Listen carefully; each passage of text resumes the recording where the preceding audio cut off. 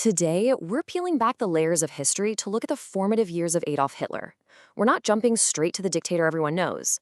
Instead, we're going to look at the boy, the young man, and the key experiences that really forged the path he would eventually take. And that really is the core question we're tackling here. How does someone become a figure who so drastically changes the world? We're going to trace the key events, from clashes with his father all the way to the trenches of World War I, that helped shape his entire worldview. So, we've broken this journey down into 4 key chapters. First, his youth as a rebellious son.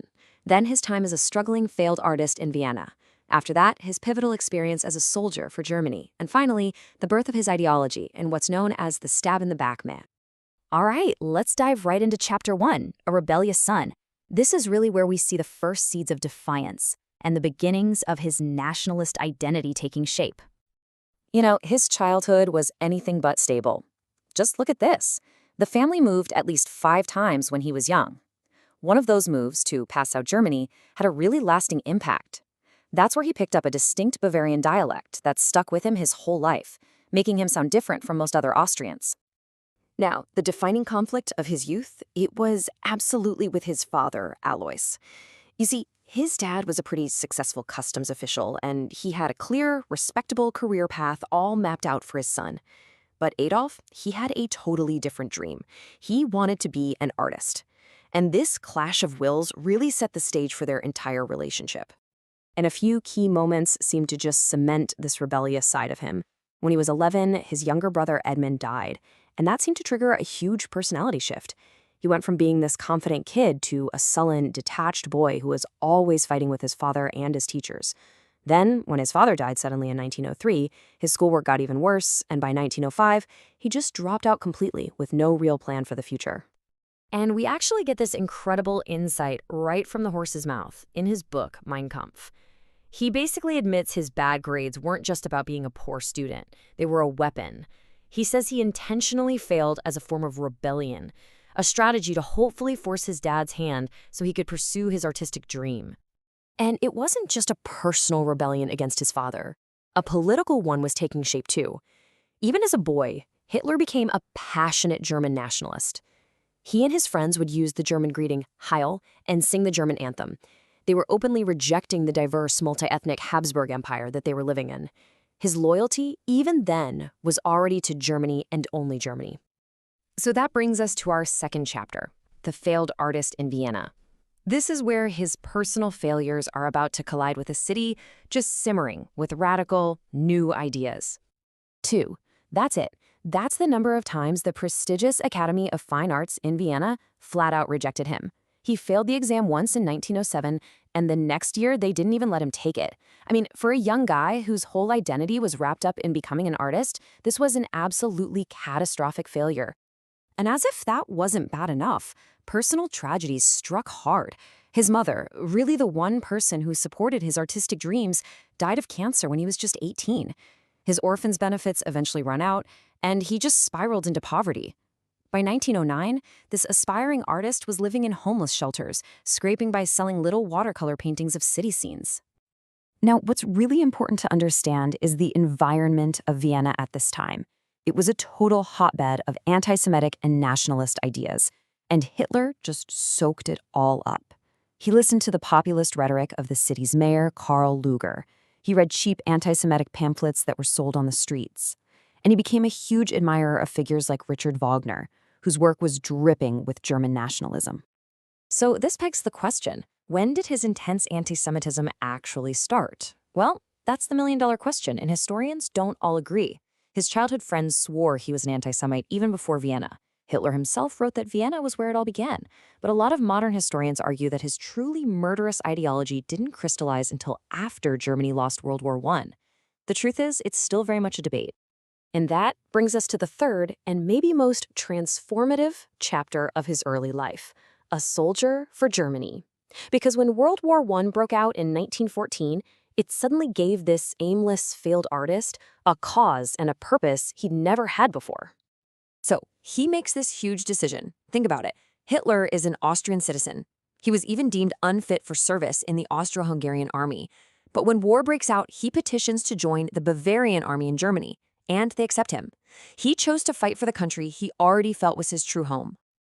He would later call the war the greatest of all experiences. For the first time, really, he had a clear purpose. The army gave him structure, a sense of brotherhood, and a patriotic cause to fight for. It just poured fuel on the fire of his already intense German nationalism. He served as a dispatch runner on the Western Front, which was an incredibly dangerous job, running messages through the trenches. And his service was definitely eventful. He was wounded twice and decorated for bravery multiple times, even receiving the prestigious Iron Cross First Class.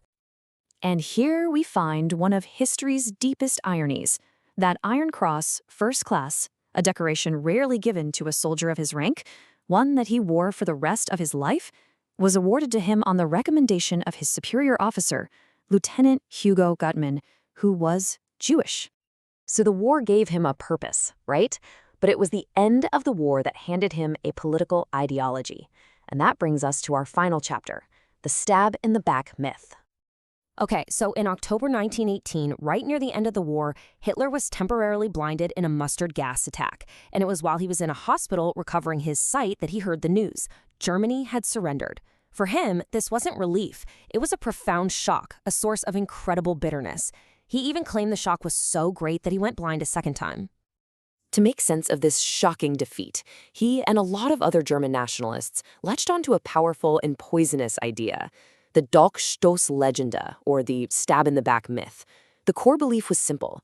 The German army was never actually defeated on the battlefield. No, they were betrayed, stabbed in the back by traitors at home.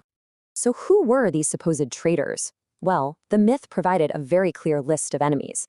They became known as the November criminals, and on that list were the civilian politicians who signed the armistice, Marxists, and, most importantly for his future ideology, the Jews. This myth gave a simple explanation and a clear set of scapegoats for a massive national humiliation. And this dangerous idea got a massive boost from the harsh terms of the Treaty of Versailles, which tons of Germans saw as a complete injustice. You had the stab-in-the-back myth combined with genuine public anger over the treaty, and it created the perfect political storm, a storm that Hitler would learn to masterfully exploit. And that's where we leave him, a rebellious boy who became a failed artist, who then became a decorated soldier. He emerges from the ashes of the war not aimless anymore, but with a new purpose, a deep sense of grievance, and a powerful, dangerous myth to explain it all. The question is, what would he do next? So here's a fascinating question. How does a political nobody, a complete unknown, manage to become the absolute dictator of a political party in just 2 years? Today, we're going to break down the specific tactics, the step-by-step moves that fueled Adolf Hitler's rise from total obscurity to power within the early Nazi Party. It really is a startling trajectory when you think about it. What we're going to do is track the key moments and maneuvers, starting in 1919, that laid the groundwork for him to later take advantage of a massive national crisis. Okay, so our story begins in a place you might not expect. We're not talking about a passionate political fanatic looking for a stage. No, this all starts with a soldier on an assignment for army intelligence. That's right, Hitler didn't actually choose this party. He was literally assigned to go spy on it. He was what they called a Verbindungsmann, basically an army intelligence agent, and his job was just to go to a meeting and report back. But what happened there? Well, it changed everything. His speaking skills immediately impressed the party chairman, a guy named Anton Drexler. So, on the orders of his superiors in the army, Hitler officially joins the party. And this was his membership number, 555. But, that number itself tells a little story of deception. See, they started their membership count at 500. So even though his number was 555, he was really only the 55th person to join. It was a simple but really effective trick, right? It was all about projecting this image of strength and influence that, let's be honest, the party just didn't have yet. And it did not take long for his core beliefs to come out. I mean, almost immediately. This quote here is from a letter he wrote just days after joining the party. There's no hiding it, there's no ambiguity. From the very beginning, his entire political vision was built on a foundation of violent, radical anti-Semitism. He didn't stay just a member for long. He very quickly started shaping the party's whole identity. The guy really understood branding. He pushed for the name change, and he personally designed that powerful, visually arresting swastika banner. These were all calculated moves to make the party stand out and broaden its appeal. So he's branded the party. Now he's got to control it. His next campaign wasn't aimed at the country. It was aimed at grabbing absolute power inside the party itself. And by early 1921, his talent for working a crowd was just undeniable. He was speaking to audiences of over 6,000 people, whipping them into a frenzy with these vitriolic speeches that blamed the Treaty of Versailles, Marxists, and especially Jewish people for every single one of Germany's problems. Now this is where things get really shrewd. This was his first big internal power play. So, while he's away, other party leaders try to merge with a rival party, which would have diluted his influence. Hitler sees his opening, he comes back and immediately resigns. I mean, what a stunning, calculated gamble. He knew he'd become the party's biggest draw, its only real star. And boy, did that gamble pay off. The party committee completely panicked. They knew that if he left, the party would just collapse. So he dictates his terms. I'll come back, but only if you give me absolute dictatorial power. They agreed. And just like that, with one vote, he got rid of all his internal rivals and became the undisputed Führer, the leader of the party. And this quote, this really captures the effect he had on people. Historians talk about this almost hypnotic power in his speeches. He was a master demagogue, using these populist ideas and scapegoats to just completely manipulate the psychology of a crowd. It was an intense, emotional thing. Okay, so now he has the party firmly under his control, but that wasn't enough and he was getting impatient. So he makes his first big move to seize power not through politics but through violence, a coup to try and overthrow the entire state. He was basically trying to copy Mussolini's March on Rome, which had just worked in Italy. The plan was pretty brazen. Crash a meeting of Bavarian leaders in a Munich beer hall, force them at gunpoint to back his national revolution, and then march on the capital, Berlin. But the whole thing was a complete and total disaster. It just fell apart in less than 24 hours. The Bavarian leaders he tried to force into supporting him, they backed out the second they were free. And crucially, neither the army nor the police joined him. The march ended in a firefight with the police, and a couple of days later, he was arrested. And that failed gamble had a very real, very tragic human cost. 20 people died in the chaos. 16 Nazi Party members, and 4 police officers. The revolution was pretty much over before it even started. So now he's defeated, humiliated, and in prison for high treason. You'd think it's over, right? Well, not exactly. He used this time to rethink his entire strategy and to create a powerful new weapon for his movement. He gets sentenced to 5 years, but get this, he serves just a little over 1 year. And it was in this relatively comfortable minimum security kind of confinement where he could get visitors all the time. But while he was there, he dictated the book that would become the Bible of his movement, Mein Kampf, which means My Struggle. This book was part autobiography, part political manifesto. But really, it was where he put his entire worldview down on paper. It laid out, in black and white, his plans for a racial dictatorship and his genocidal vision, where he actually called the extermination of Jews the only solution. It became the sacred text for the whole Nazi party. And this is the most crucial takeaway from his time in prison. The beer hall putsch taught him a vital lesson. Trying to violently overthrow the state was just not going to work. So his new strategy, the one he came up with behind bars, was to go legitimate. He wouldn't try to smash the democratic system from the outside anymore. Instead, he would use the system to destroy it from within. So he gets out of prison, and now he's playing a totally different game. He's armed with his new strategy, and he starts patiently rebuilding the party. He was just waiting for the perfect moment, the perfect crisis to make his move. He was actually banned from public speaking for a few years, but that didn't stop him. He just shifted his focus to organization, delegating to loyal allies like Joseph Goebbels to grow the party's structure and its reach. They were basically building a political machine and just getting it ready to go. And then it happened. The opportunity he had been waiting for finally arrived. The stock market crash on Wall Street created a global depression, and the German economy, which was heavily dependent on American loans, was absolutely devastated. Millions of people lost their jobs, banks collapsed, the entire social and political stability of the country just vanished overnight.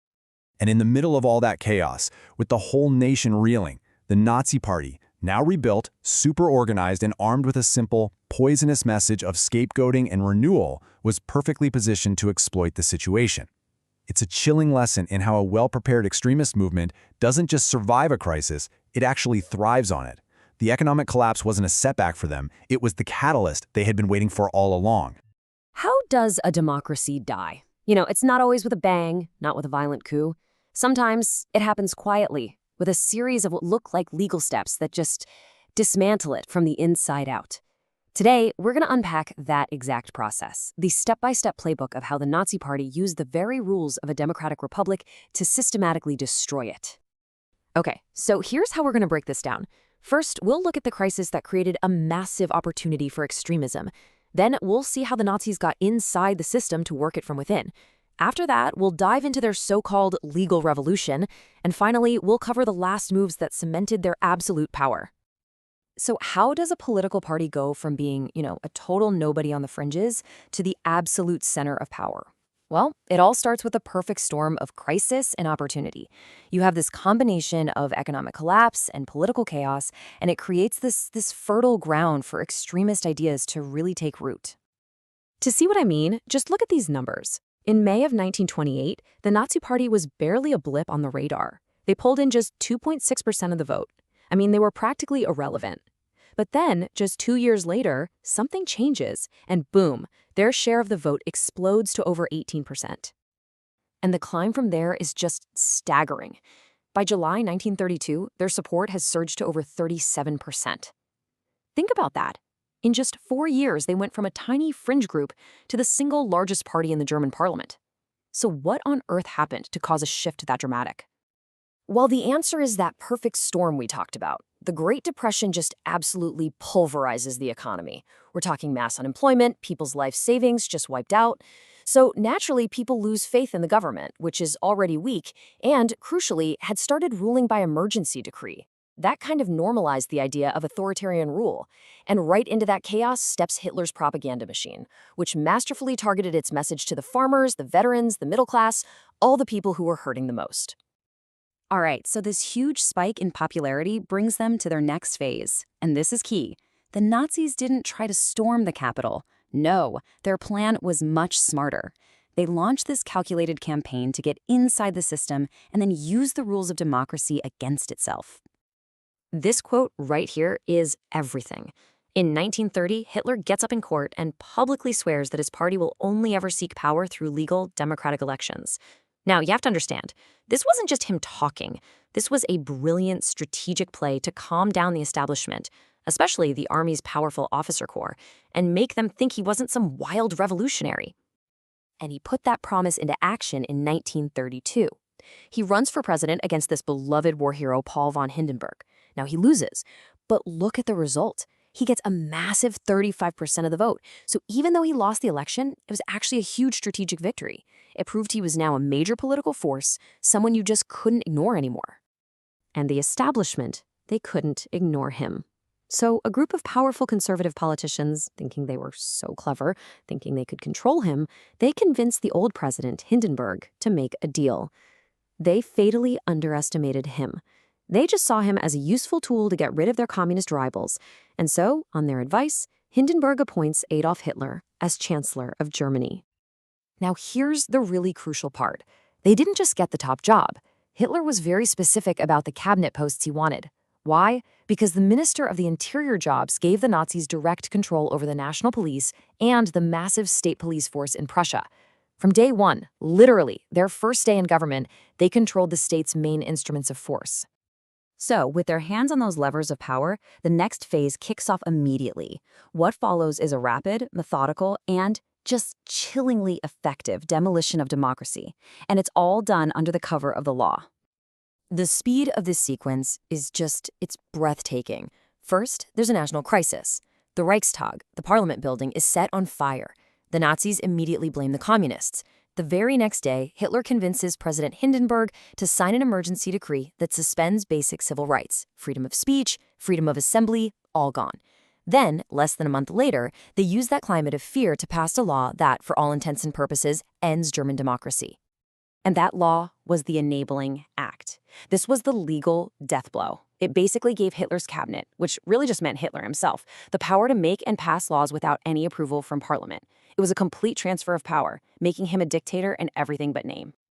So, you might be wondering, how did they get the 2/3 majority they needed for a law this extreme? Well, it's simple, and it's brutal.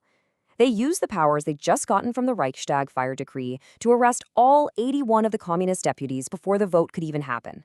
They just eliminated a huge chunk of the opposition. And as for the rest, they had SS stormtroopers surrounding the building, intimidating everyone who walked in to vote.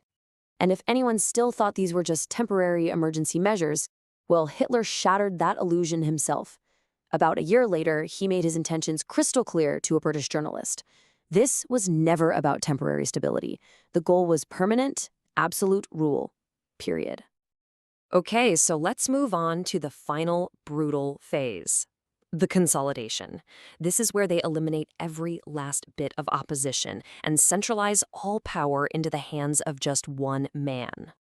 The timeline here is just shocking. Within 6 months of the Enabling Act, they've banned all other political parties.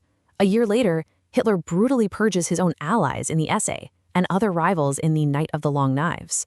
And then, when President Hindenburg finally dies, Hitler just merges the two top jobs, president and chancellor, and creates a new title for himself, Führer. And this was a totally systematic campaign. It wasn't just about other political parties. The independent trade unions were smashed, their leaders thrown in jail. Basically, any organization in German society that could possibly act as a check on Nazi power was either destroyed, absorbed, or bullied into silence. So how did they legitimize this final total power grab? They held a vote, of course. A plebiscite was held in August 1934, and a supposed 88% of voters approved of merging the presidency and chancellorship. But you have to remember, this was in an atmosphere of intense fear and intimidation, with no real opposition allowed. The German people essentially gave their stamp of approval to a dictatorship. And this brings us to what is, for me, the most chilling insight of all. The entire Nazi dictatorship was carefully constructed on this facade, this appearance of legality. The emergency decrees were technically allowed by the Constitution. The Enabling Act was renewed. They held sham elections. They weaponized the law to justify the complete and total destruction of the rule of law itself. All of which really leaves us with a deeply sobering question, doesn't it? What happened in Germany shows us that constitutions and checks and balances, they're not foolproof. It forces us to ask, just how fragile are the democratic systems we rely on, and what's to stop them from being turned against themselves? So, how does a nation go from absolute ruin to the very edge of a world war in just 5 years? Well, let me tell you, it was no accident. What we're going to do here is walk through the methodical, step-by-step plan, from shady financial schemes to incredibly bold international gambles that put Germany on a direct collision course with the rest of the world. You know, right from the jump, the ultimate goal was crystal clear. At least it was in private. Just a few days after taking power, Hitler sat down with his military leaders and laid it all out. The long-term plan? It wasn't about rebuilding or recovery. No, it was about conquest for Lebensraum, that's living space, in the East. This wasn't just some off-the-cuff remark. This was the secret playbook that was going to drive every single decision from that moment on. But of course, that super aggressive plan wasn't what the world heard. Oh no. The public message was all about peace, diplomacy, working things out.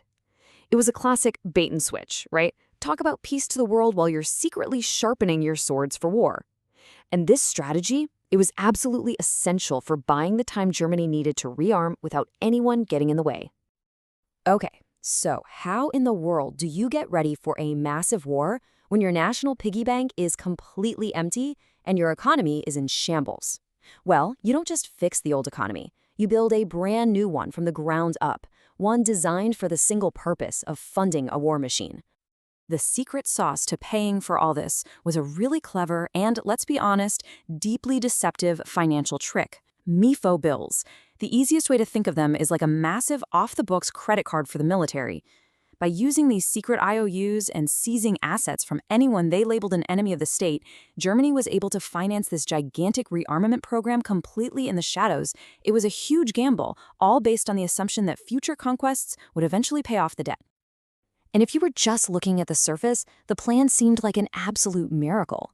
I mean, unemployment just plummeted. It went from a catastrophic 6 million people out of work to under 1 million in just 4 years. This so-called economic miracle was fueled by huge public works projects, things like the Autobahn, but more importantly, by pouring unbelievable amounts of money into building up the military. But for the average German worker, there was a hidden price tag. Sure, they had jobs, which was great, but their wages were actually a little bit lower than they were before the Nazis came to power. And at the exact same time, the cost of pretty much everything shot up by 25%. So people were working, yeah, but their paychecks were buying them less and less. And they were working more, too. A lot more. As the country went all in on this new war economy, the average work week ballooned to almost 50 hours. The entire nation, every part of it, was being tuned and geared for one single purpose. All right, so with the economic engine for war getting built, the next phase kicked off, systematically taking a sledgehammer to the Treaty of Versailles, the agreement that ended World War I, and basically testing just how far the world would let Germany go. And this defiance started as a series of calculated little tests. First, Germany just up and walks out of the League of Nations. And the consequences? Pretty much nothing. Then it reabsorbs the industrial Saarland. Again, no real pushback. So the bets get bigger. Hitler announces a military 6 times the size allowed by the treaty. And then the final gamble, marching troops back into the demilitarized Rhineland. With every single move, the world would protest, but nobody actually did anything. The lesson was becoming crystal clear. The rules could be broken.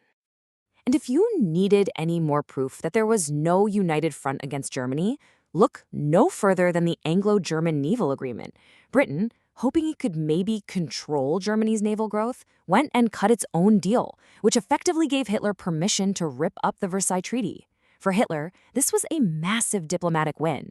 It proved the Allies weren't united at all and that they could be played against each other. So, Germany is no longer an international outcast. Now it's time to build a new coalition, a new team of powers who basically shared its aggressive, expansionist worldview. And these new alliances were forged with surprising speed.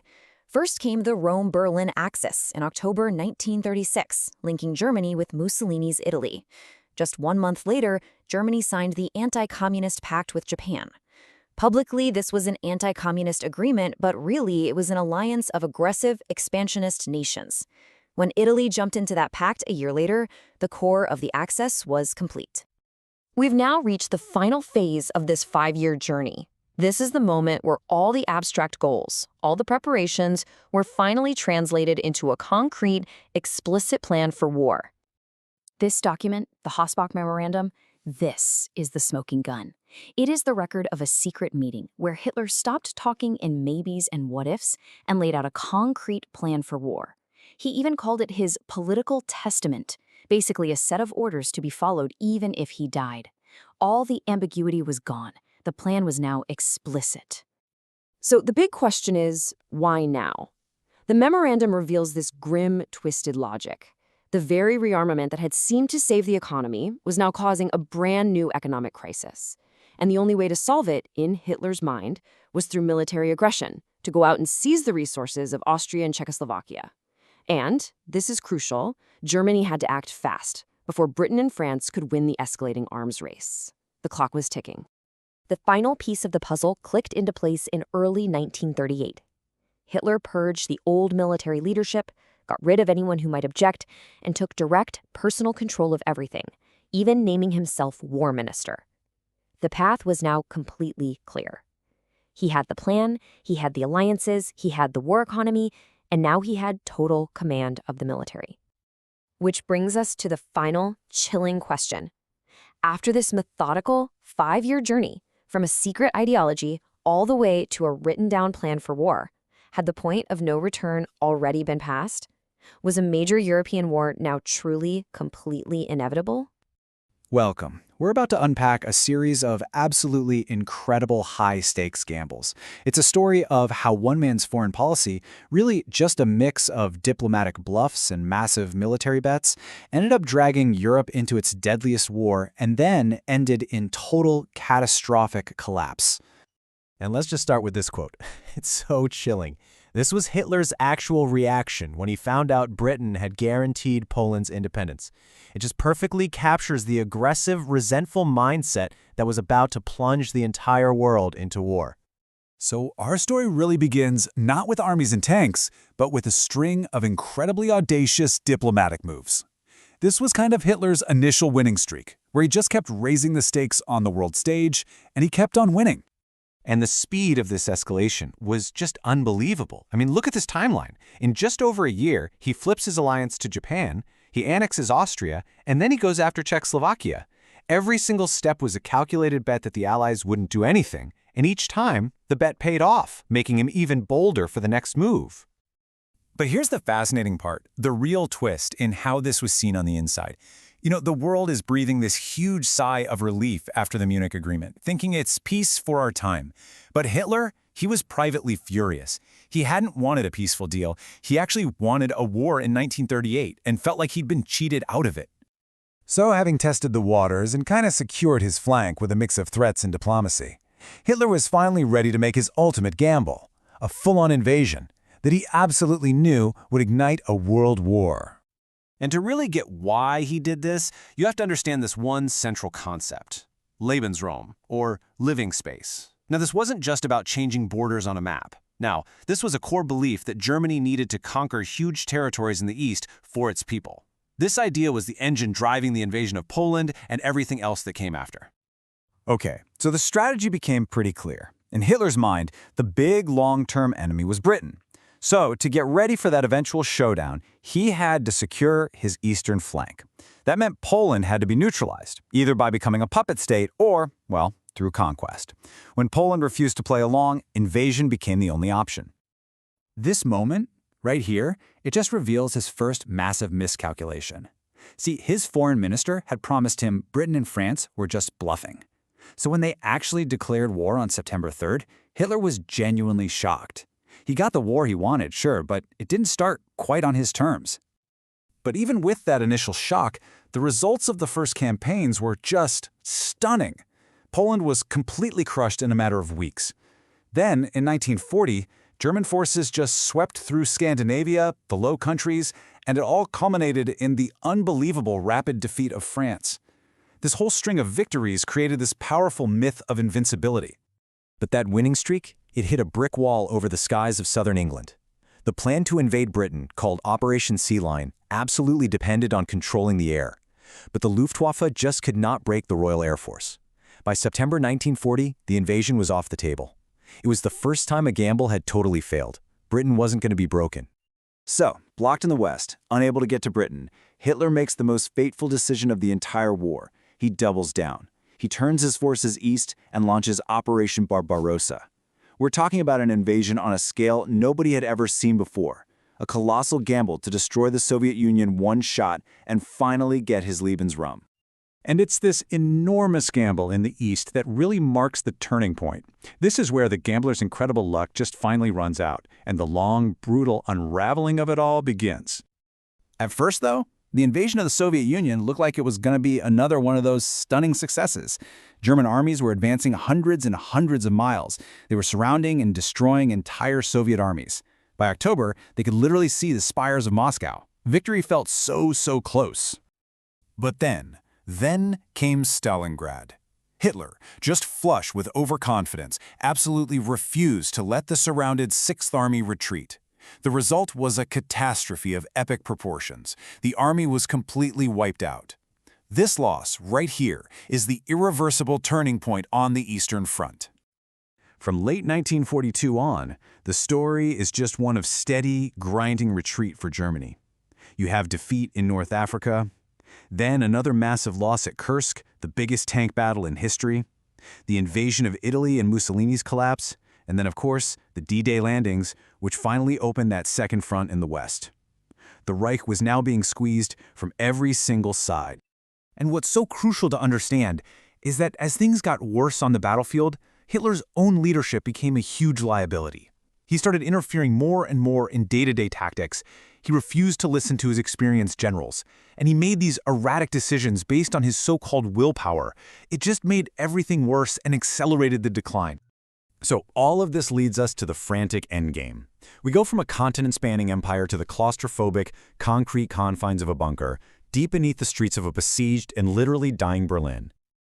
By April of 1945, the war had finally come home. The Red Army, after pushing German forces back over 1,000 miles from Stalingrad, had reached the capital and was closing the ring. The very final battle was for Berlin itself. In a military meeting on April 22nd, Hitler pinned his last hopes on this totally impossible counterattack from an army that barely even existed. When he was finally told the attack never happened, that facade of denial just completely shattered. For the very first time, he admitted to his staff that the war was lost.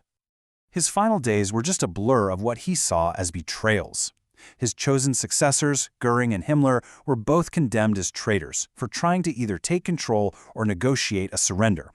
And then, in this bizarre final act of fake normalcy, he marries Eva Braun and dictates a political testament where he just lashes out at all his enemies. With Soviet soldiers just a few hundred meters away from the chancellery, the end finally came. On April 30th, Hitler and Eva Braun committed suicide in the bunker. It was the final, violent admission that the losing hand just couldn't be played anymore. I mean, the collapse was just so incredibly fast, from dominating a continent to a man in a bunker in less than 3 years. And it really leaves us with this profound and kind of terrifying question. What happens when a nation's fate gets tied not just to an ideology, but to the increasingly desperate and failing gambles of a single mind? All right, let's get right into it. Today, we're facing one of the darkest chapters in all of human history, Adolf Hitler's regime. We're going to break down the ideology, the machinery of death, and the absolute power that led to a catastrophe we're still grappling with today. So, here's how we're going to tackle this. We'll kick things off with a really chilling public prophecy. Then we'll dissect the ideology that was the engine for the whole regime. From there, we'll get into the actual mechanics of the Holocaust. We'll analyze Hitler's unique style of leadership. And then finally, we have to confront the catastrophic legacy he left for the entire world. You know, to really understand the horrors that came later, you have to start with the regime's own words. And this wasn't some kind of secret plan whispered in back rooms. This was a public promise of annihilation, broadcast for the whole world to hear years before the war really even got going. Just think about that date for a second. January 1939. This is months before the invasion of Poland. And this wasn't some hidden memo, right? This was a public speech to the German parliament. Hitler was literally standing up and declaring his genocidal vision, framing it like it was some kind of prophecy. This one statement, it laid the groundwork for everything that was about to happen. Okay, so with that chilling promise just hanging in the air, let's dig into the ideological engine that powered the whole Nazi state. What were the core beliefs that they used to justify total war and mass murder? At the absolute heart of it all was this one really predatory concept, Lebensraum. It means living space. And this wasn't just about changing borders on a map. No, this was a deeply racist belief that the German people were entitled to conquer Eastern Europe and to brutally displace, enslave, or just murder millions to make room for German settlers. And you gotta understand, this wasn't just some vague fantasy. It was spelled out in a terrifyingly detailed blueprint called General Plan Ost, the Plan for the East. The plan itself was monstrously simple: deport the entire populations of Eastern Europe and the Soviet Union, work them to death as slaves or just murder them, then colonize the land. The plan even calculated that its policy of deliberate starvation would kill up to 80 million people. 80 million. So that's the ideology. But the big question, the really terrifying question, is how did all of this hate go from just words on a page to a cold, systematic, industrial-scale machine of mass murder? Well, the genocide was meticulously organized by Hitler's most ruthless inner circle. A couple of names are absolutely central here. You've got Heinrich Himmler, the head of the SS, who was basically the architect of the whole police state and commanded the camps and killing squads.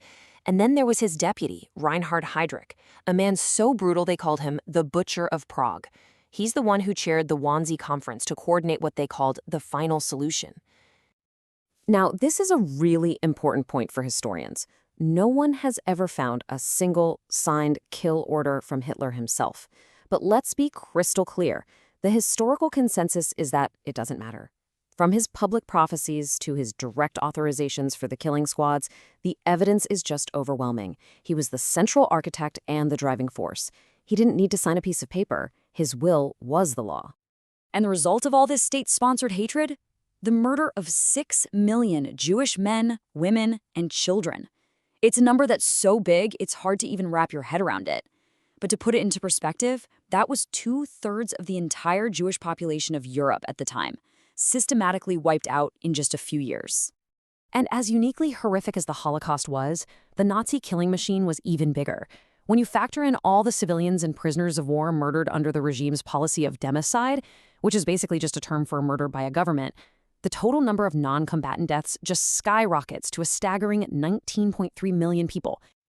It was like this giant, horrifying web of persecution. And it caught millions of other people, too.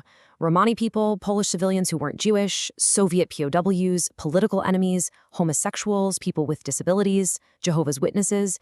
The regime had built a machine designed to eliminate anyone and everyone it considered undesirable. So how? How does one person manage to direct a system that vast and that destructive? To get that, we have to look at Hitler's really unique and, frankly, deeply manipulative style of leadership. It was a system that built his power through what you could call controlled chaos. Okay, so the entire state was built on this one core idea, the Führer principle, or the leader principle. What it meant was simple: absolute, unquestioning obedience all the way up the chain of command, with one man at the very top, Hitler. His word wasn't just policy, it was considered infallible, beyond any law. It was the absolute foundation of the dictatorship. But here's the twisted genius of how he stayed on top. He basically engineered chaos on purpose. He would give out contradictory orders to different people. He'd create government agencies with overlapping jobs. He actively encouraged his top officials to fight and scheme against each other. Why? Because it made sure they were all too busy trying to win his favor to ever team up and challenge his power. And this two-faced approach, he used it for everything. Take religion. In his public speeches, he'd talk about Christian values all the time to win over conservatives. But behind closed doors with his inner circle, he called Christianity absurdity and nonsense founded on lies.